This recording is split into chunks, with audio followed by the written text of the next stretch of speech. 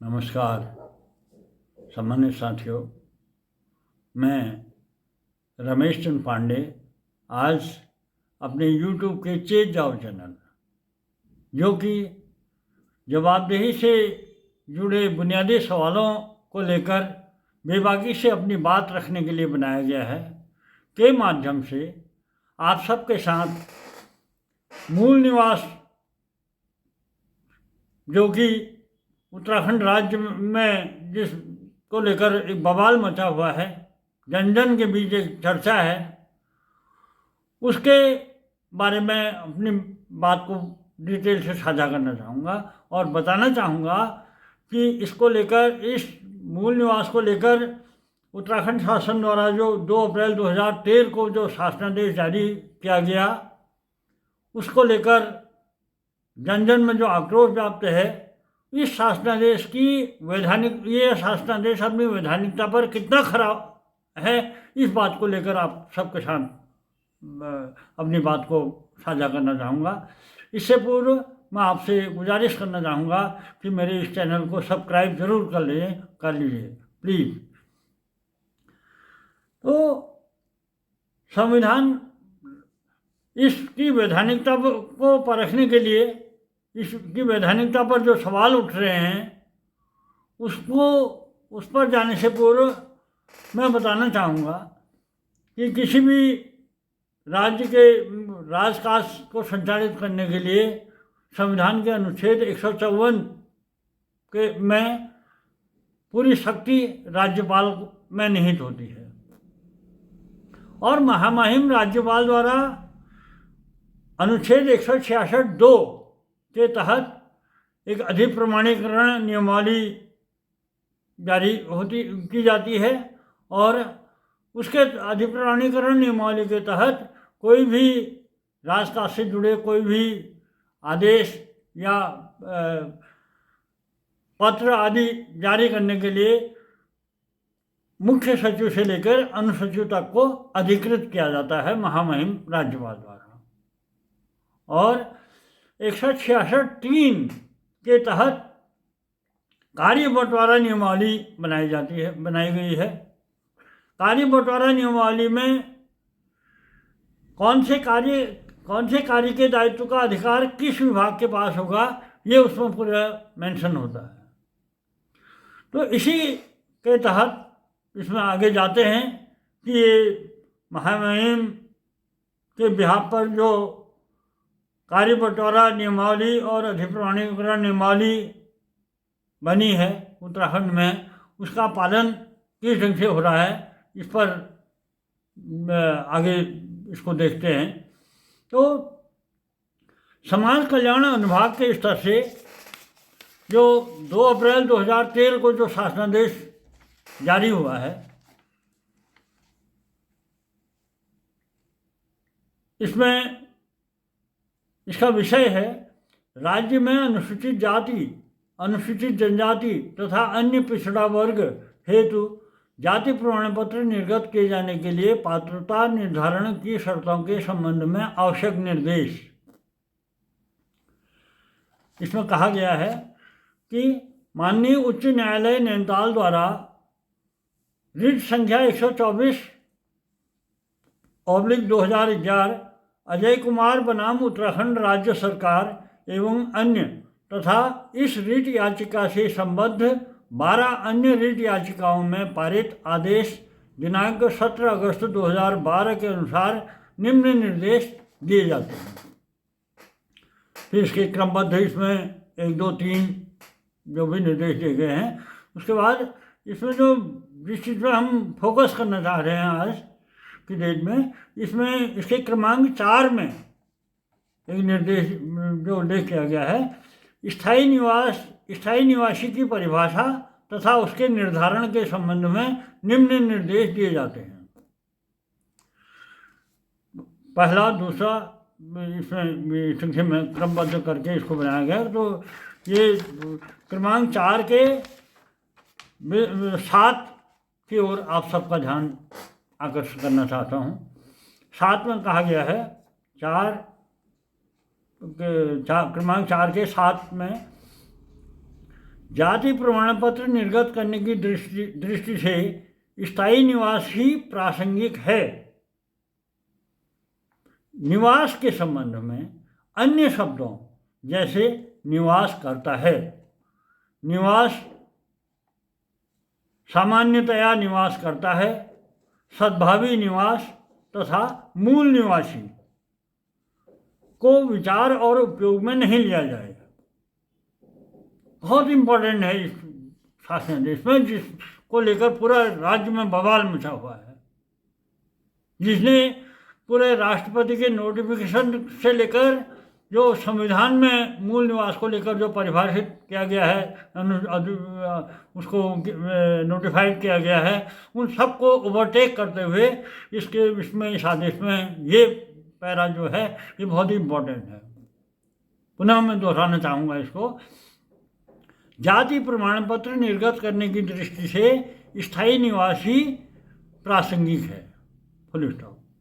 अब आगे क्या कहा गया है, निवास के संबंध में अन्य शब्दों जैसे निवास करता है, कौमा निवास, कौमा सामान्यतया निवास करता है, कौमा सद्भावी निवास तथा मूल निवासी ओरिजिनल रेजिडेंट को विचार और उपयोग में नहीं लिया जाए। इन शब्दों को विचार और उपयोग में न लिया जाए। तो ये प्रमुख सचिव एस राजू के हस्ताक्षर से 2 अप्रैल 2013 को जारी यह आदेश की वैधानिकता पर हम सवाल उठाते हुए हमने जो बात कही, क्या इस पर हम इसकी वैधानिकता पर सवाल उठाते हुए आप सबके साथ अपनी बात को साझा करेंगे। तो इसकी वैधानिकता पर सबसे पहला सवाल तो ये आता है कि ये सामान्य प्रशासन का विषय है के अधिकार क्षेत्र का विषय है।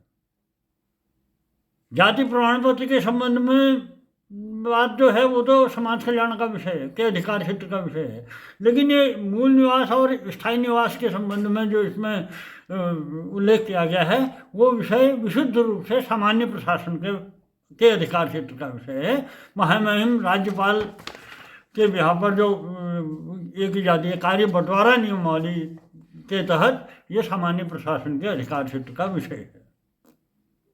तो इसमें ये समाज कल्याण के स्तर से जारी नहीं हो सकता है वैधानिक ढंग से। एक तो ये है। दूसरा, अब इससे दूसरा इसमें यह है कि परिभाषा क्या है मूल निवास और स्थायी इसमें कहा गया है स्थायी निवासी की परिभाषा तथा उसके निर्धारण के संबंध में निम्न निर्देश दिए गए हैं। ये संभव ही नहीं है। ये तो पहले तो ये सामान्य प्रशासन के स्तर से आने चाहिए थे जो भी निर्देश थे। अब संविधान में परिभाषा क्या है मूल निवास के बारे में, जिस संविधान को के राष्ट्रपति ने नोटिफिकेशन जारी है जिसको लेकर मूल निवास के बारे में, और मूल निवास के संबंध में संविधान के अनुच्छेद 366, 341, 342 में पूरे नोटिफाइड हैं और परिभाषित है। तो उस शब्द को मूल निवास के शब्द को ही के बारे में ही इन्होंने कह दिया कि मूल निवास के शब्द को पर न तो विचार किया जाएगा न इस शब्द को उपयोग में लाया जाएगा।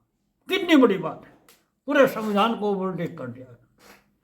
और हाईकोर्ट के आदेश के परिपालन के नाम पर जो राज्य हित के बुनियादी सवालों बुनियादी व्यवस्था पर जो कुठाराघात किया है ये तो एक आपराधिक कृत्य है। और हाईकोर्ट के संज्ञान में यह भी आया है कि हाईकोर्ट के इस आदेश के बारे में न्याय के परिपालन के बारे में न्याय विभाग की टिप्पणी एकदम विपरीत थी।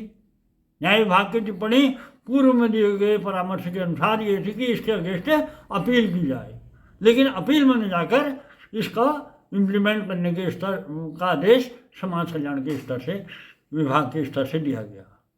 मैं पूर्व में ही ये अपने खुलासा कर चुका हूँ कि सरकार की मंशा का पर्दाफाश तो पूर्व में ही कर चुका हूँ कि विजय बहुगुणा सरकार की मंशा क्या थी इसके पीछे, वो तो पूर्व में ही मैं इसका खुलासा कर चुका हूँ। लेकिन विजय बहुगुणा सरकार की मंशा के अनुरूप जो कि बेहतरी से के साथ जो क्रियान्वयन करने के लिए जो ये आदेश जारी हुआ, समाज कल्याण की सारी व्यवस्थाओं को ओवरटेक करते हुए, कार्य बंटवारा नियमावली को भी ओवरटेक करते हुए जो ये आदेश जारी हुआ है, इसके बारे में ये गौर करने वाली बात। तो समाज कल्याण के प्रमुख सचिव एस राजू के हस्ताक्षर जो यह आदेश जारी हुआ है, जो इस आदेश को जारी करने वाले अधिकारी हैं, अब उनके बैकग्राउंड के बारे में भी आज खुलासा करना बहुत ज़रूरी हो गया है, क्योंकि ये जिनके हस्ताक्षर से आदेश जारी हुआ है, ये वही अधिकारी हैं जिनके बारे में सुप्रीम कोर्ट, जिनकी भी सत्यनिष्ठा को सुप्रीम कोर्ट संदिग्ध बता चुका है। सुप्रीम कोर्ट ने एक जल निगम के एक एमडी के नियुक्ति के मामले में 27 अगस्त 2013 को एक आदेश जारी किया है, जिसमें उस समय ये प्रमुख सचिव थे पेयजल संसाधन निर्माण विभाग के, तो और निगम के चेयरमैन होने के नाते भी सुप्रीम कोर्ट ने सारी नियम प्रक्रियाओं को दरकिनार करते हुए जिस प्रकार से एमडी के पद पर नियुक्ति की गई, तो उसको लेकर जब मामला सुप्रीम कोर्ट के संज्ञान में आया, तो उन्होंने सुप्रीम कोर्ट के स्तर से 27 अगस्त 2013 को एक आदेश जारी कर रखा है, जिसमें इनकी सत्यनिष्ठा को संदिग्ध बताते हुए 50,000 की पेनाल्टी भी लगाई गई है। सुप्रीम कोर्ट के आदेश के का जो जजमेंट है, उसके बिंदु 21, 22 और 23 बहुत गौर करने वाले हैं। उनमें ये चीज़ को मेंशन किया गया है। जैसे 21 के बारे में ही 21 में है, the appeal is allowed in these terms with cost, respondent number 4 will pay cost of Rs 50,000 and respondent number 2 Nigam will pay cost of Rs 50,000 to the applicant. Respondent number 2 will be liberty to recover this amount of cost from the then chairman of the निगम। और 22 में है, the chairman is supposed to be an IAS officer. These officers are given a protection under the Constitution itself.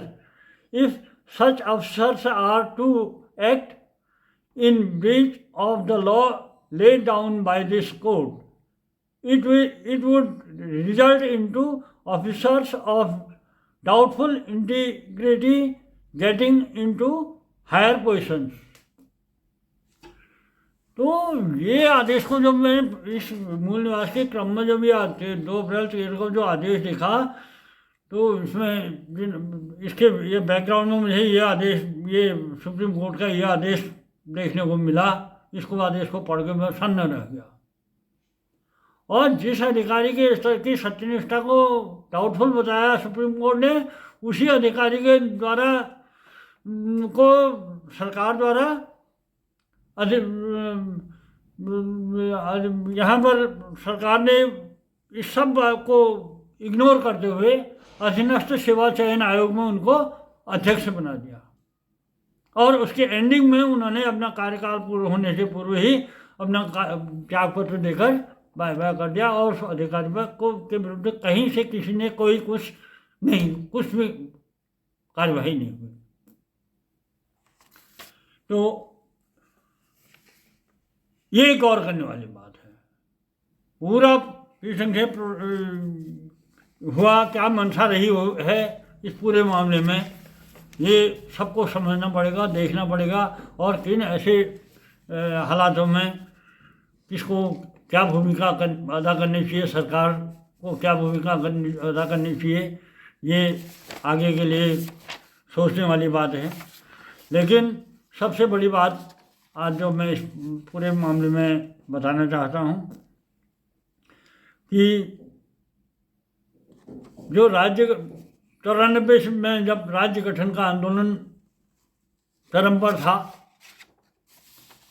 शुरुआत हुई थी, तो उसको वो चरम पर जब उसको आंदोलन भड़का कब, जब 27% ओबीसी आरक्षण का लागू किया गया। पूरे उत्तराखंड के जन जन के समझ में ये बात आ गई कि हाँ भाई, यहाँ पर तो 13% ओबीसी है, तो बाकी जब 27% ओबीसी का वो दे दिया, आरक्षण का वो दे दिया है, तो बाकी 14% तो बाहर से आएगा यहाँ पर।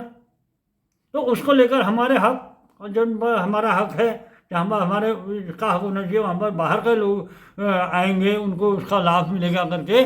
तो ये बात सबके दिलो दिमाग में क्लिक कर गई और जन जन ने वो आंदोलन, जो ये 27% ओबीसी आरक्षण को लेकर जो मामला था, इसके को ये आज जो अभी तो उत्तराखंड राज्य के आंदोलन में कन्वर्ट हो गया और जन जन ने इस आंदोलन में प्रतिभाग कर दिया और ये चरम पर पहुंच गया। आज राज्य गठन के 23 साल बाद भी वही आ गई कि बाहरी भीतरी, कि अब इसमें बात क्या है? बात क्या है कि आरक्षण वाली बात आ गई है। तो आरक्षण, पहली बात तो ये है कि SC ST और ओबीसी के लिए जो आरक्षण की व्यवस्था है, वो जो जिस राज्य का मूल निवासी होगा उसको उसी राज्य में आरक्षण का लाभ मिलेगा। ये क्लियर है संवैधानिक व्यवस्था के अनुसार। अब यहाँ पर भले ही स्थायी निवास के आधार पर जाति प्रमाण पत्र भी ले लिया माना कि, लेकिन उसके बावजूद उसका जो पैतृक आवास जो है, मूल निवास जो जिस राज्य का मूल निवासी है, उसको आरक्षण का लाभ उसी राज्य में मिलेगा। अब इस बीच जितनी भी उत्तराखंड में जब पूरी भर्तियाँ हुई बड़ी तादाद में, उनमें किस ढंग से क्या क्या खेल हुआ गया। बंगाल में, पश्चिम बंगाल की बात है, एक खेला शब्द आया कि खेला हो गया। तो उत्तराखंड में के बारे में भी मैं इतना ही कहना चाहूँगा कि यहाँ भी बहुत बड़ा खेला हो चुका है इस मामले में, चाहे वो भूमि की खरीद फरोख्त का मामला हो या ये मूल निवास के नाम पर जो आरक्षण का मामला हो, इसमें बहुत बड़ा खेला हुआ है। अब आज एक बात बड़ी, इसको लेकर सबसे बड़ी बात, आश्चर्य वाली बात यह है कि जो 2013 में यह आदेश जारी हुआ था, जिसने भी अपने निहित राजनीतिक स्वार्थों को लेकर जिसके स्तर से भी ये का घालमेल हुआ उसको, लेकिन सबसे बड़ी बात यह है कि यहाँ का जो आज 2013 में शासनादेश को जारी होने के बाद आज जो मूवमेंट, आंदोलन का माहौल बन रहा है इतने साल बाद, 10 साल बाद, वो उस समय सब लोगों की चुप्पी जो रही, वो भी बहुत बड़ी दुर्भाग्यपूर्ण बात है। अब आज बात आ रही है कि मूल निवास के लिए कट ऑफ डेट 1950 रखी जाए, ये डिमांड के रूप में आ रहा है। अरे डिमांड के रूप में 1950 रखी जाए का क्या मतलब है कि 1950 तो है ही है। वो तो कानूनी व्यवस्था के अंदर तहत स्पष्ट है कि कट ऑफ डेट 1950 है मूल निवास के लिए और पूरे देश में के लिए संवैधानिक रूप से परिभाषित है। तो वो तो है ही है और ये कार्यकारी आदेश से इसको बदला भी नहीं जा सकता है, न बदला गया है न बदला जा सकता है। जरूरत है कि इसकी व्याख्या, किस ढंग से व्याख्या की जा रही है। जो व्याख्या करने वाले हैं अपने अपने स्वार्थों को साधने के लिए किस ढंग से गोलमाल घालमेल करके व्याख्या करके किस ढंग से क्या इसके पीछे गलत मंशा के तहत जो किया जा रहा है उस पर नकेल कसने की है और उसमें एक क्लियरिफिकेशन, स्पष्ट क्लियरिफिकेशन देने की जरूरत है। सबसे पहली ज़रूरत तो यही है कि जो महामहिम के स्तर यहाँ पर जो कार्य बंटवारा नियमावली है, कार्य बंटवारा नियमावली के तहत ये 2000 अब 2 अप्रैल 13 को जो शासनादेश है समाज कल्याण विभाग के 1 के स्तर से जो जारी हुआ है, इस पर ये जो स्थायी निवासी और की परिभाषा आदि के संबंध में जो भी बातें उल्लिखित हैं उसको उस पर सामान्य प्रशासन के स्तर से क्लियरिफिकेशन, स्पष्ट क्लियरिफिकेशन आना जरूरी है। अदरवाइज कहीं कोई बात ही नहीं है। मूल निवास के जो संवैधानिक व्यवस्थाएं हैं, कानूनी व्यवस्थाएं हैं, उनको उनके बारे में ना हाईकोर्ट कोई डिसीजन कर सकता है, न ये ऐसे कार्यकारी आदेश के जरिए उसको समाप्त किया जा सकता है। उसके लिए तो अगर आपको ये कार्यकारी आदेश के स्थान पर इसको नहीं किया जाता है, आप न्याय विभाग की परामर्श को आपने दरकिनार क्यों कर दिया? क्यों इस विषय को सामान्य प्रशासन के संज्ञान में लाया गया? ये बड़ी गुपचुप ढंग से जिस ढंग से भी इसमें खेला हुआ है, इस मंशा के तहत भी इसमें खेला हुआ है, वो उसका स्पष्ट पर्दाफाश हो चुका है। अब उसमें कोई ये तो आपराधिक कृत्य है, मैं तो ये कहूँगा इसको। और जो आपराधिक कृत्य करने के पीछे जिन लोगों की जो मंशा है वो स्पष्ट चिन्हित है, उसके विरुद्ध कड़ी कार्यवाही होनी चाहिए और जन जन के बीच में एक स्पष्ट इसको लेकर क्लियरिफिकेशन जाना चाहिए। बाकी मूल निवास को लेकर आगे जो आज जन जन के बीच में जो मूवमेंट हो रहा है, और इसको लेकर मैं अपनी बात आगे फिर पुनः आप सबके साथ साझा करूँगा। फिलहाल इस बात को, इस शासनादेश की वैधानिकता, मैं उम्मीद करूँगा कि इस शासनादेश की वैधानिकता की कसौटी को लेकर जो बात मैंने रखी है उसको आप परखेंगे, समझेंगे और जन जन के बीच में इस बात को शेयर करेंगे। इन्हीं बातों के साथ मैं अपनी बात को आज के लिए बात यहीं पर समाप्त करता हूं और आपसे अनुरोध करता हूं कि मेरे इस चैनल को लाइक, सब्सक्राइब और शेयर करते रहें। धन्यवाद।